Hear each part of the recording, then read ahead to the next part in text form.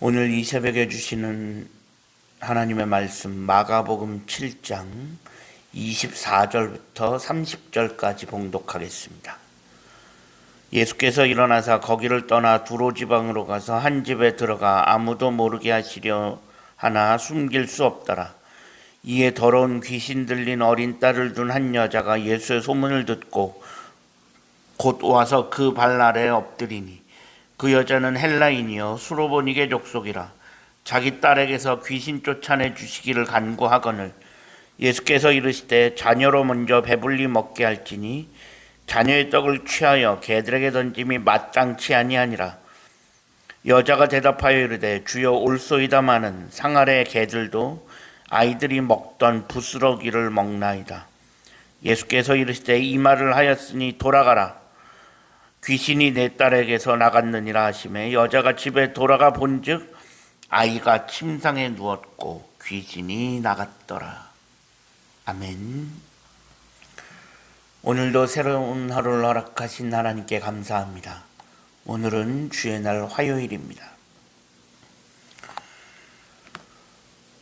오늘 본문에는 예수님께 찾아온 한 이방 여인에 대한 기록이 들어 있습니다. 예수님께 이방 여인 한 명이 찾아왔습니다. 찾아온 이유는 자신에게 어린 딸이 하나 있는데 귀신이 들렸으니 그 귀신을 쫓아내 달라는 것입니다.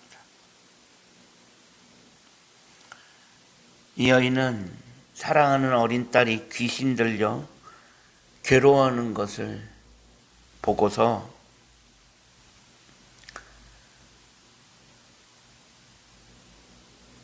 엄마의 마음으로 정말 간절한 마음으로 예수님께 찾아왔습니다. 그런 여인에게 이 여인에게 예수님을 만날 수 있다, 예수님께 갈 수 있다라고 하는 것은 이 여인에게 정말 신락 같은 희망, 한 줄기 빛과 같았을 것입니다. 예수님께로 가면 내 딸에게서 귀신을 내쫓을 수 있지 않을까라고 하는 그 희망을 가지고 예수님께 찾아가는 것입니다. 그런데 이 여인은 기본적으로 헬라인이고 수로보니게 족속이라 마음대로 예수님께 다가갈 수 없는 어떻게 보면 태생적인 한계를 가지고 있었습니다. 그렇다고 그냥 가만히 있을 수만은 없습니다. 물론 본인이 이방 여인이고 태생적인 한계가 있지만 그 이전에 하나의 엄마였습니다. 귀신 들린 어린 딸을 둔 엄마. 그 딸을 치유할 수만 있다면 못할 것이 없었을 것입니다. 그래서 태생적인 한계 그런 거 중요하지 않고 어떻게든 예수님을 찾아갔을 것입니다.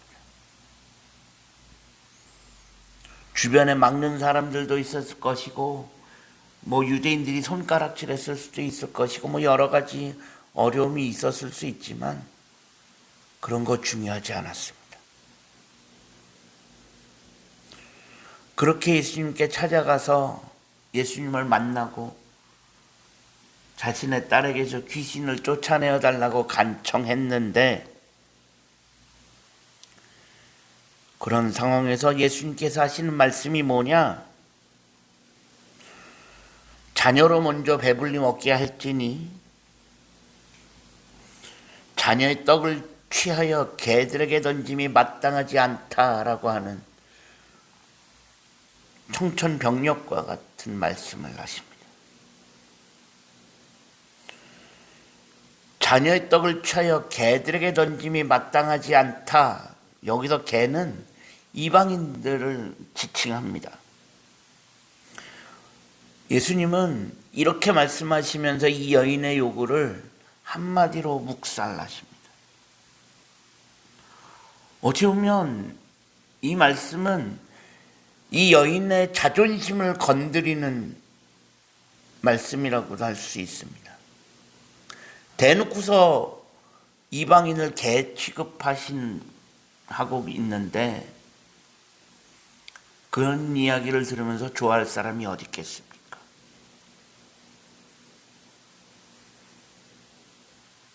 보통 이 정도 이야기를 들으면 자존심이 상해서 그냥 돌아갈 것입니다. 네가 뭔데 나를 개 취급하냐라고 하면서 열받아서 그냥 돌아갔을 수도 있습니다. 예수님께서도 굳이 이렇게까지 심하게 말씀하실 필요가 있었을까?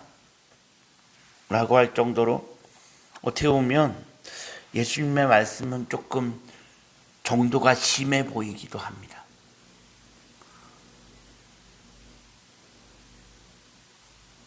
다른 말로도 얼마든지 거절할 수 있었을 텐데 굳이 이렇게까지 심하게 말씀하실 필요가 있었을까 싶을 정도입니다.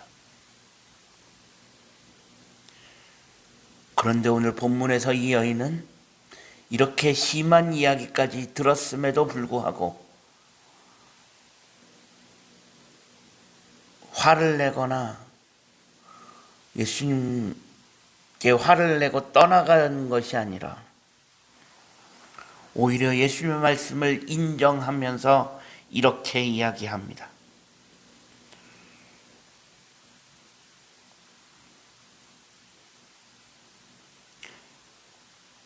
주여 올소이다마는 상 아래의 개들도 아이들이 먹던 부스러기는 먹습니다. 이건 무슨 뜻이냐면 선생님의 말씀이 맞습니다. 나 개 맞습니다. 그런데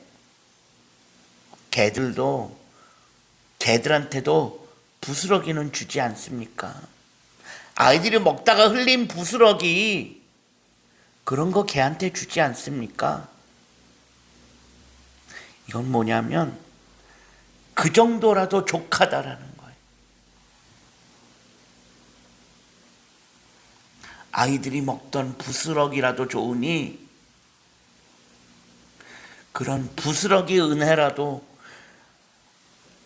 당신의 은혜 중에 아주 짜투리 그 조금이라도 나한테 좀 주실 수 없냐?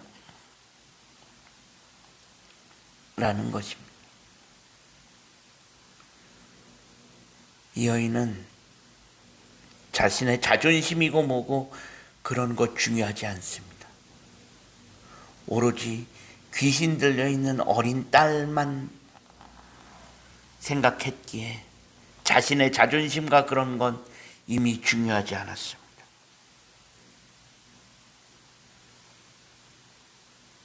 그러면서 예수님께 자신의 간절함과 절박함을 보여주고 있습니다. 이 여인의 간절함과 절박함에 예수님도 노선을 바꾸셨습니다. 이처럼 사람에게 절박함과 간절함을 이길 수 있는 것은 아무것도 없습니다. 이 여인은 부스러기만이라도 족하다라는 심정으로 예수님께 매달렸습니다.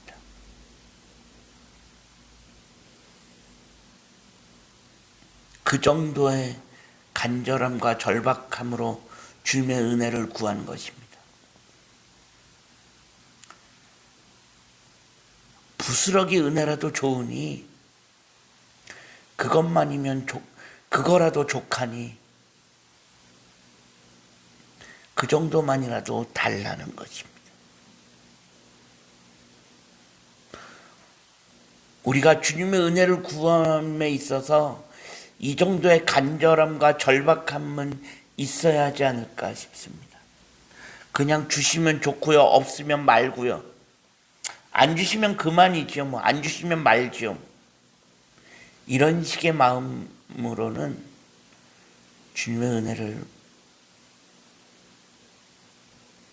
얻을 수가 없습니다.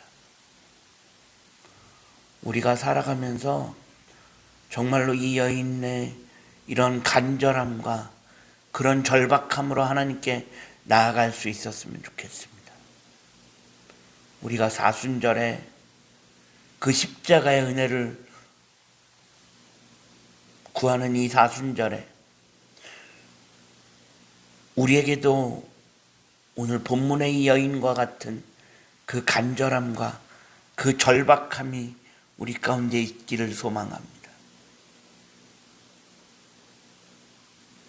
그래서 주님의 은혜가 없으면 안 된다라고 하는 그 간절함과 그 절박함으로 주님께 나아갈 수 있는 우리 모두가 되어질 수 있기를 주님의 이름으로 간절히 축원합니다.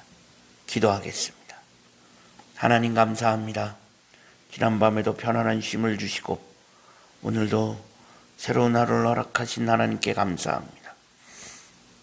오늘 하루의 삶을 하나님 인도하시고